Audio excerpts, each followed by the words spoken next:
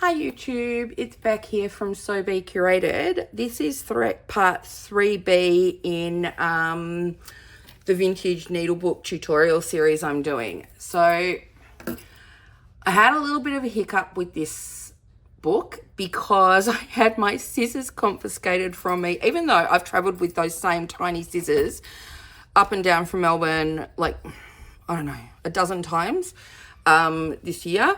So anyway, this time they were taken from me and I was quite distraught. And so I had to kind of change the order that I put my book together because I didn't have scissors, sharp scissors on me. I was using my dad's kitchen scissors. So I have got the exterior of my book on. And the way I do that is I just do a seam through the center here. Now, I don't know if you're going to be able to see. There's just a thicker line, a pearl 8 line of stitching here. It really isn't visible on a fabric like this. It is visible though on the inside. So when you do this, you need to make sure that you're looking front and back to try and get a neat result. A little bit of wonk is quite lovely, I think. So I like to get, like, I don't mind if it's like slightly off. I often like to start and finish with a cross that is purely decorative. And I think last time I was on video, I kind of discovered that I might kind of attach this doily, this beautiful pink one with the blue daisies, onto this one. Now, when I did that, I used the Metla thread and you get a line around where it's attached. And because I didn't want my stitches to show on this side, most of the travel was happening on this side. And you can see it here a little bit. But I don't like the way that Metla thread looks. I love Metla thread, but I don't like the way it looks there, like when you can just see the traveling on the back. So I have done some little kind of stitches just over the top of it kind of, and then hidden them because they're like in the pink crochet on the doily on the back. And I just think that looks nicer. There's no way to avoid your work being seen at all. So it's a matter of playing around until you're happy with the result. And I am happy with that result. I think that's a lovely centerpiece. It is purely decorative, although you could put pins and things through that if you were so inclined. So that's my center of my book, my needlebook. And then the next thing I have is this very fine linen. It's absolutely gorgeous quality. And it's, you know, it's going to hardly fray because it's so tightly worked, or the fabric is so fine and beautiful. I would say it's Irish linen, in fact, and it is a hand like worked cut work. It's just beautiful. So that's something I'm really liking to work with at the moment.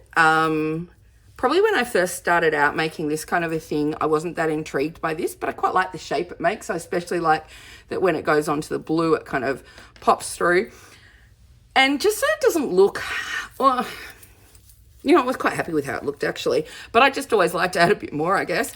I've done some stitching down here. So also crosses for, at where I've changed direction, and then at the end. So this is the front of my work, and this is the front of this piece of cut work.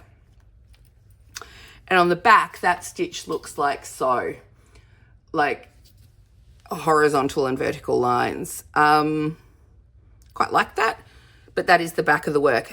The original maker's work is really neat, so it's very pretty. And on the other side of this, I've done some more of those stitches, intentionally a bit wonky. Yes, I can absolutely get a more even stitch than that, but I like the kind of haphazardness of it.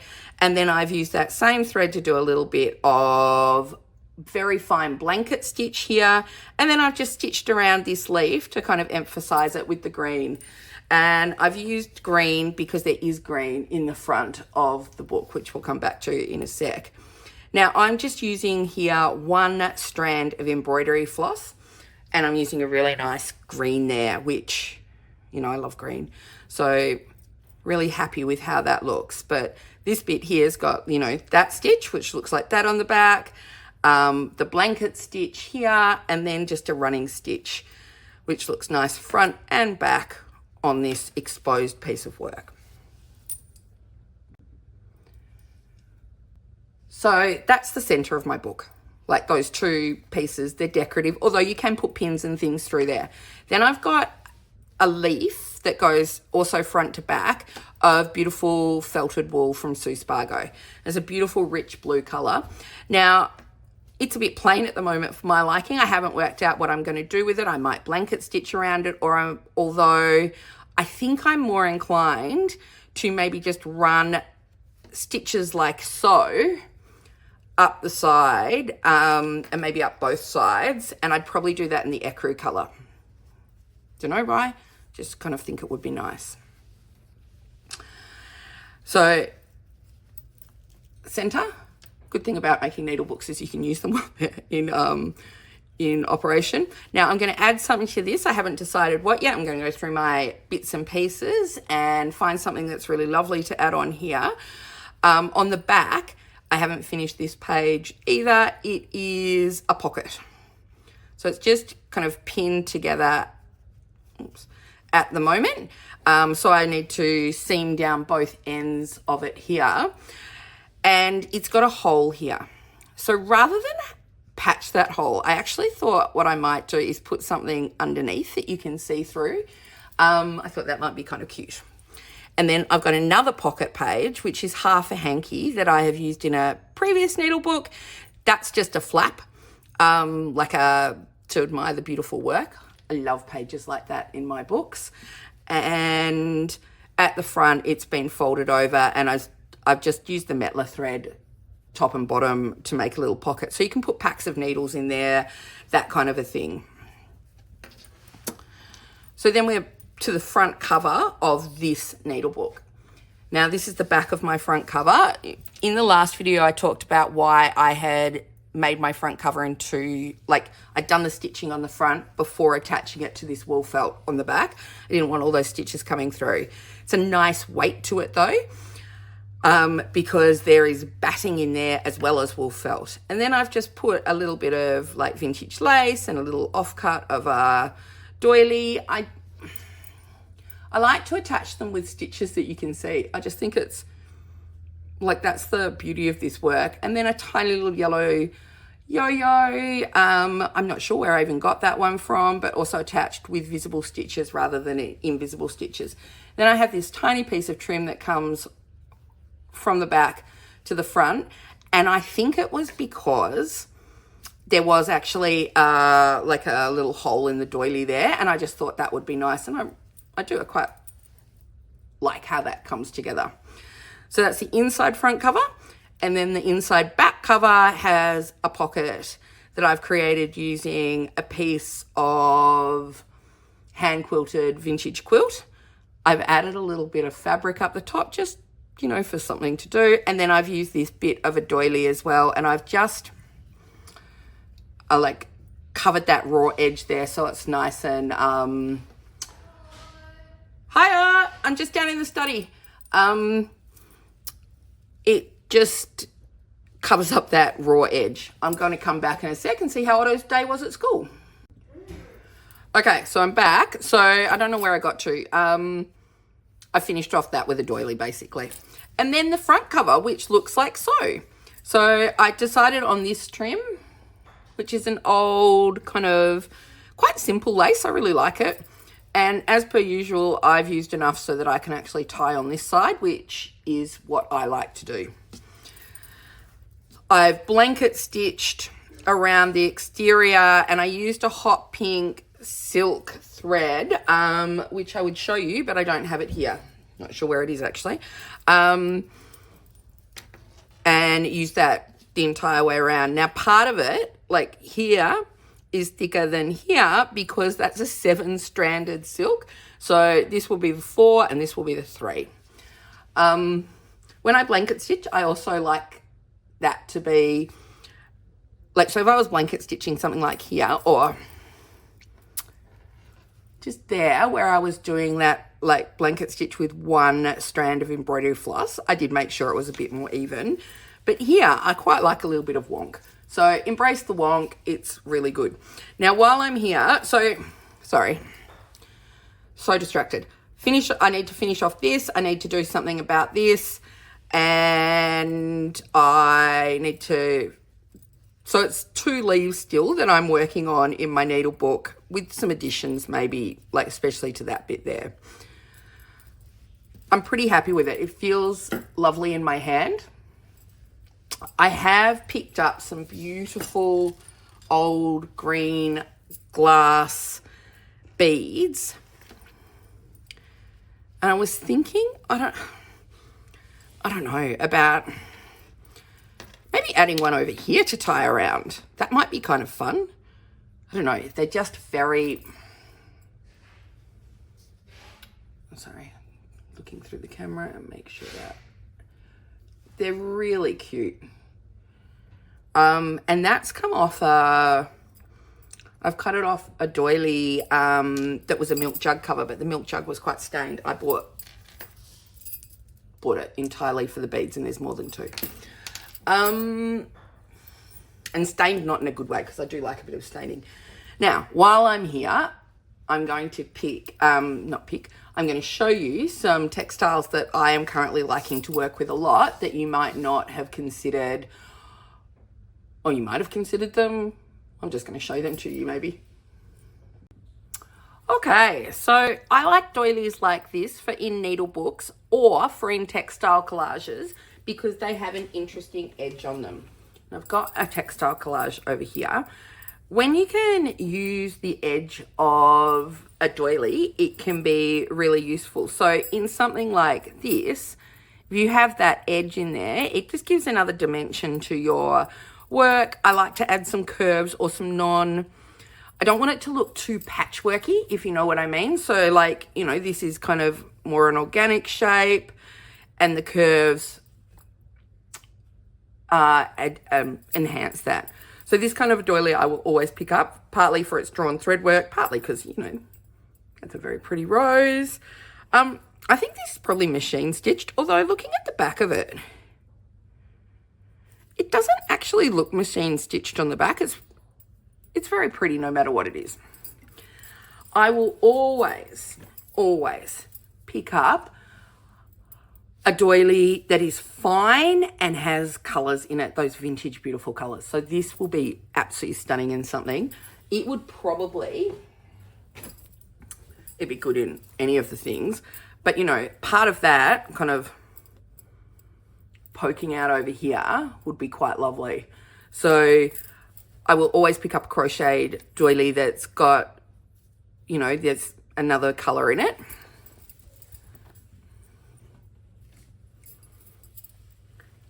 This is very beautiful work. It's in really good condition. There's no stains. I do not like the edging on it at all. It's quite a fat kind of crochet, like with a thicker thread. And it's just not my jam, but I would absolutely use all of this textile. And I like stitching, sorry. I quite like it if you've got a piece like that to include the brown work. You know, I do love brown in a project, and I think that could be really lovely. This is a lovely, fine linen, probably Irish linen, I would say. Hanky, but it's got a hole in it. So I'd use this in a couple of ways. I'd either use this corner, maybe in a textile collage. I would cut it in half there and use that as leaves in a Needlebook, maybe fold one over to make a pocket. But I won't leave that behind, especially I think that was 50 cents. So I would get that. So all of these textiles I've washed and kind of nappy sand and had in the sunlight, and they're still, some of them are still marked up. So this one's got some marks on it like so. But look at the mushrooms and the beautiful green color. Like those vintage colors just float my boat, and this teacup especially is really lovely. So yes, I wouldn't use that section because it just looks dirty, even though like it's nice and clean, it feels beautiful. But there's enough in here that I would absolutely use lots of that. And I mean, it's Oh, it's off your screen. Sorry about that. That is just so cute. Love mushroom. So I've become slightly obsessed with this kind of applique. I'm finding it harder to pick up, but this geranium is just magnificent. I love a geranium. We've got one in the shop. And these are old hand towels. They form a really good base for a needlebook or a textile, not a needlebook, for a textile collage, or to include, you can trim it out and use the linen for something else as well, or you can use this whole piece and then do a textile collage around it. This is stunning, or I think stunning. This is white work, and it's beautiful 6-threaded embroidery floss work, and so it's quite big. This would be just magnificent to stitch some other bits into as a kind of, flower garden, I guess. I'm loving all the work here. I can't remember what they're called. It's where you do the long twisty stitch. Somebody out there will know what it is, but it's just beautiful. So it'd be amazing base of a textile collage. That will probably go into a kit that I put together, actually. I got 2 of them. And then I really like, because these appliques where it's just white work applique, really, but very cute. That's going to be amazing. If I had this piece, and I do have this piece, it's right in front of me, you'd see this in a number of things. You'd see it probably turn up in a textile collage. You'd see bits of it, like maybe cut like so, and then... So let's imagine that it's cut there in a needlebook like so, and then this other half of it might be in a textile collage. You'd see it, like, don't throw out or don't use a bit of it and think, oh, there's nothing more to use. There's always, always more to use.